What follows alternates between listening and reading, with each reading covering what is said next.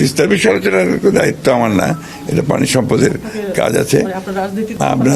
আমরা তো এর আগেই বলেছি যে আমরা তিস্তার সমস্যার সমাধান চাই, এবং সেটা চায়না নিজেরাই অফার করেছে যে তারা করতে চায়। সেটা আমাদের গভর্নমেন্টের সিদ্ধান্ত হবে, তখন আমরা সে ব্যাপারে জানাতে পারবো। তবে আমাদের মিনিস্ট্রির যে সমস্ত প্রকল্পগুলো আছে সেগুলো অনগোয়িং আছে, এবং আরও কীভাবে বাড়ানো যায় তাদের সঙ্গে কোঅপারেশন, সেই চেষ্টাটা আমরা। অন্যান্য প্রকল্প স্যার, বড় বড় প্রকল্প তো ওরা কাজ করছে বাংলাদেশে, আরও আগ্রহ আছে অন্যান্য?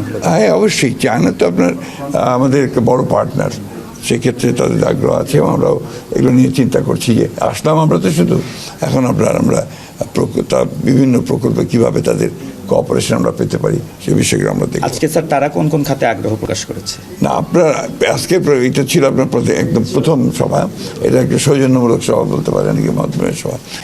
যদিও চীনের রাষ্ট্রদূতের সঙ্গে আমার ব্যক্তিগতভাবে পরিচয় আগে থেকে আছে, এবং একটা আমি কয়েকবার ভিজিটও করেছি চায়নার সঙ্গে বাংলাদেশের সম্পর্কটা একটু আগে বললাম আপনাদের যে একটা ঐতিহাসিক সম্পর্ক, এবং এটা যে সরকারই আসুক এই তাদের সঙ্গে সম্পর্কটা আমাদের জনগণের সঙ্গে জনগণের সম্পর্ক, সরকারের সঙ্গে সম্পর্ক প্রধানমন্ত্রীকে চীন সফরের আমন্ত্রণ জানানোর বিষয়ে একটা কথা শুনছিলাম, সেই বিষয়ে না হয়েছে কথা, খুব শিগগিরই এটাকে ম্যাটেরিয়ালাইজ করা হবে। সেই প্রস্তুতি না তারাও নিচ্ছেন, আমরা নেব।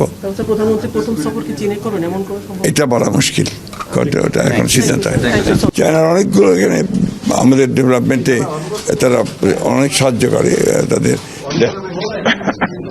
ডেভেলপমেন্টে তাদের পার্টিসিপেশন আছে, তারা সর্বতোভাবেই সহযোগিতা করে।